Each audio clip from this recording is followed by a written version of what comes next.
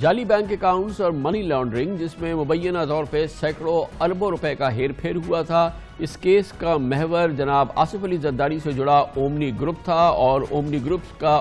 مجید خاندان تھا۔ آج اسی خاندان کے خلاف، اومنی گروپ کے خلاف نیب نے اسی جعلی بینک اکاؤنٹس کیس میں ایک نیا ریفرنس دائر کیا ہے۔ مجیدوں کے خلاف ایک نیا ریفرنس آج آ گیا ہے۔ میگا منی لانڈرنگ گڑبڑ گھوٹالے کے سلسلے میں یہ 8واں ریفرنس ہے۔ اس تازہ ترین ریفرنس میں سندھ بینک کے گرفتار سابق صدر بلال شیخ اور سابق صدر طارق حسن اور ایگزیکٹو نائب صدر ندیم الطاف سمیت 20 افراد نامزد ہیں۔ ملزمان پر غیر قانونی طور پر اومنی گروپ کو 29 ارب روپے قرضے دینے کا الزام ہے۔ 29 ارب روپے میں سے 25 ارب روپے اومنی گروپ پر واجب الادا بھی ہیں۔ بہت ہی سنسنی خیز کیس ہے۔ سمٹ بینک کے دوسرے کیسز کی طرح یہ معاملہ بھی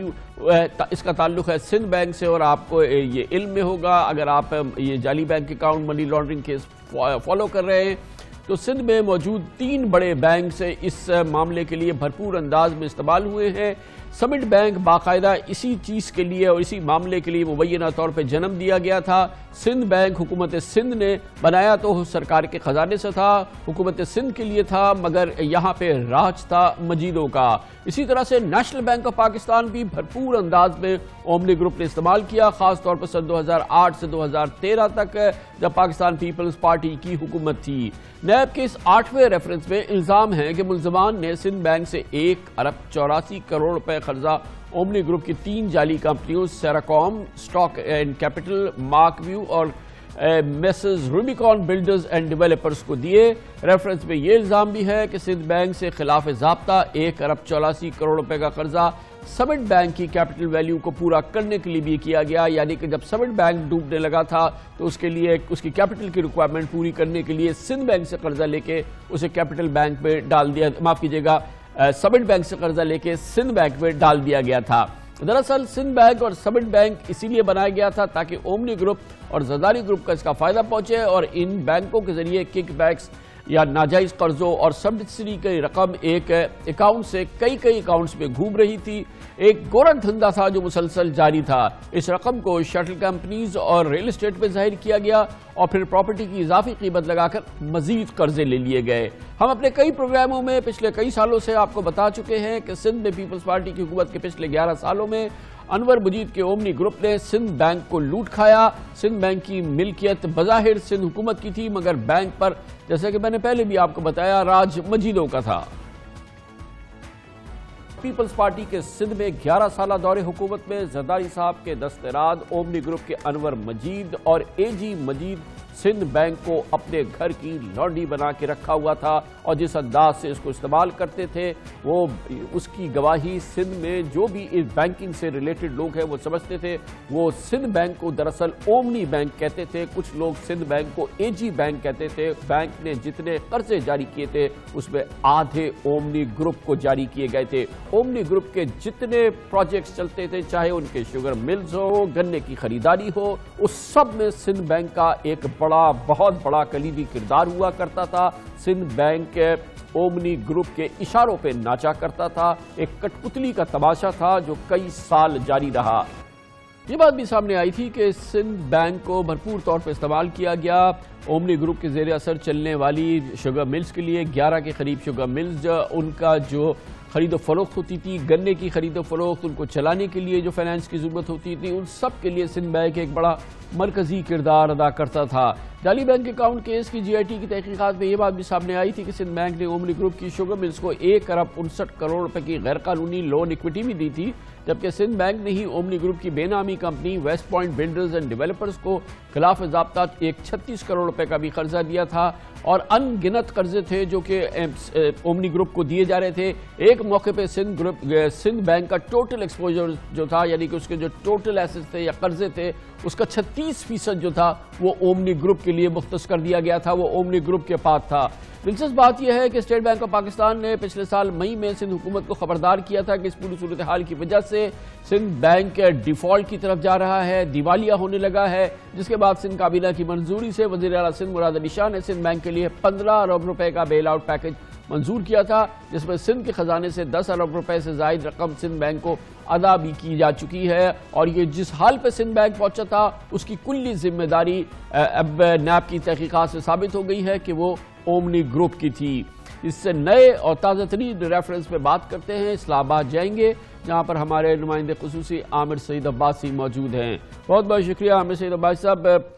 یہ سندھ بینک کے حوالے سے بڑی بھرپور تحقیقات نیب کی تھی، کیا ایک ہی ریفرنس آنا ہے اور آج جو ریفرنس آ گیا ہے اور جو فائل ہو گیا ہے اومنی گروپ کے خلاف اور سندھ بینک کے ایگزیکٹوز کے خلاف، یا اس کے علاوہ بھی مزید معاملات زیر تفتیش ہیں؟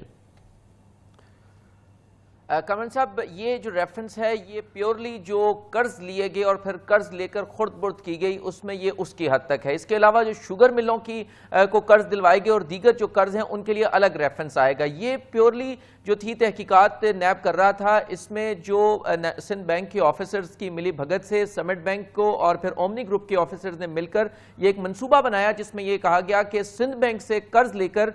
سمٹ بینک کو ایکویٹی انجیکٹ کی جائے گی، اور پھر تمام جو قرض ہیں ان کو مختلف جعلی اکاؤنٹ سے ملٹی سپلٹ جو روٹس ہیں ان کے ذریعے گھمایا گیا۔ ایک ایک دن میں ان اکاؤنٹس میں رقوم گھمائی جاتی تھی، اور اس میں نیب نے اپنی تحقیقات میں یہ بات کا انکشاف ہوا کہ اس میں سمٹ بینک، سندھ بینک اور اومنی گروپ کے جو تینوں کے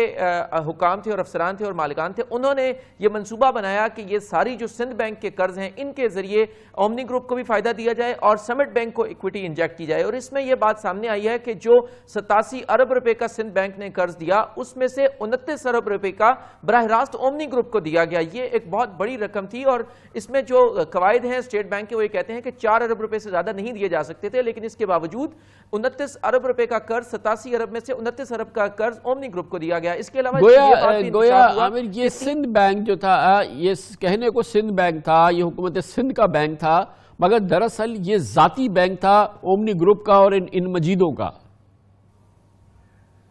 جی کامران صاحب، ایگزیکٹلی ایسے ہی ہے، اور پھر ایسا بھی ہوا کہ 3 جعلی کمپنیاں بنائی گئی، اور اس میں پھر جی آئی ٹی نے بھی اپنی رپورٹ میں لکھا تھا کہ جو مبینہ طور پر آصف علی زرداری صاحب کے ٹرسٹڈ فرنٹ مین ہیں الیجڈلی یونس کدوائی، انہوں نے ایک کمپنی بنائی روبی کون۔ اس کمپنی کو پھر 1 ارب روپے سے زائد کا قرض دیا گیا، اور اس کمپنی کا جب وہ ڈیفالٹ کے قریب آتی تھی بار بار اس کا جو قرض تھا وہ ریسٹرکچر کر دیا جاتا تھا، اور 49 مرتبہ 49 ٹائمز اور یہ جو قرض تھا وہ ریسٹرکچر کیا گیا۔ یہ جو یونس کدوائی ہیں، یہ وہی یونس کدوائی ہے جو کہ سندھ میں سسٹم چلاتا تھا، یہ وہی یونس کدوائی ہے جس نے پیراتھون کمپنی بنائی، جس نے نیشنل بینک سے جو ہے وہ کوئی 1.5 ارب روپے پھر ایک اور 85 کروڑ روپے لے کے پورے کیش نکلوا لیے۔ تو اس کا بھی ایک مرکزی کردار جو تھا وہی سسٹم یونس تھا۔ ایگزیکٹلی کامران صاحب، جیسے ہم نے دیکھا کہ پاک لین ریفرنس میں بھی نیب نے مرکزی کردار یونس کدوائی کو رکھا تھا، اور یونس سسٹم اس میں جو پورا تھا، جو رقوم کی ہیر پھیر اور رقوم کی منتقلی اور رقوم کی ریکوری قومی خزانوں سے، اور جو جیسے سندھ بینک بھی ایک سرکاری ادارہ ہے اور وہاں سے رقوم کی نکال کر پھر وہ اومنی کے حوالے کیے جاتے تھے۔ پھر اومنی کی یہ ذمہ داری تھی کہ اومنی گروپ جو تھا وہ تمام جو جعلی اکاؤنٹس تھے ان کو اس کے روٹس میں گھماتا تھا، اتنے گھمائے جاتے تھے کہ ان کی جو ٹیل تھی وہ پکڑی ہی نہیں جاتی تھی، اور پھر ان رقوم کو نکال کر پھر وہ سمٹ بینک میں انجیکٹ کر دیے جاتے تھے۔ اور اس میں ہم نے دیکھا کہ نیب کی تحقیقات میں یہ بات بھی سامنے آئی کہ یہ جو رقوم تھی یہ جعلی اکاؤنٹ سے گھماتے گھماتے ناصر عبداللہ لوٹا کے اکاؤنٹ میں کی گئی، اور اس کے بعد پھر وہ سمٹ بینک میں انجیکٹ کر دی گئی۔ ایک سرکاری خزانوں کو اربوں روپے کا نقصان پہنچایا گیا سندھ بینک کو۔ اور جیسے کہ آپ نے کہا عامر، اس میں جو ان کی شوگر ملز کے معاملات ہیں وہ بالکل علیحدہ ہیں، وہ جو پھر اس کے لیے جو گنا خریدنے کے معاملات ہیں، جو کپاس کے معاملات ہیں، اور ان کے دوسرے بزنسز جو چلتے تھے جو کہ شوگر ملز کے علاوہ ہیں جو اومنی گروپ چلاتا تھا، اس کی جڑ پہ بھی یہ سمٹ بینک کی طرح سندھ بینک استعمال ہوتا تھا۔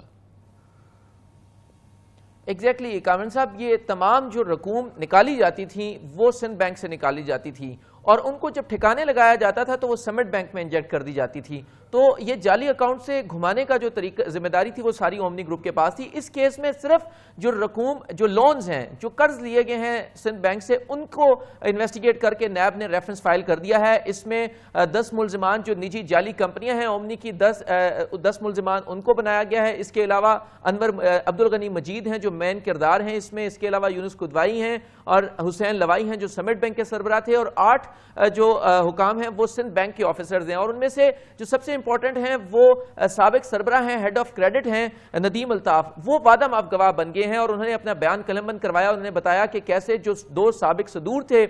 سندھ بینک کے، جس میں طارق احسن اور اس کے علاوہ بلال شیخ، یہ تمام تر جو کام تھا وہ اومنی گروپ کے لیے کام کرتے تھے. یہ اپنے اقبالی بیان میں بھی اور اعترافی بیان میں بھی ندیم الطاف نے ریکارڈ کروایا، جس کے بعد یہ کیس رائپ اپ ہوا اور اب نیب نے یہ ریفرنس احتساب عدالت میں دائر کر دیا ہے. 20 ملزمان اس میں رکھے گئے ہیں، اس میں تحقیقات جاری ہیں اور اس میں نئے ملزمان بھی سامنے آ سکتے ہیں. بہت بہت شکریہ. عامر سعید عباسی ہمارے ساتھ موجود تھے.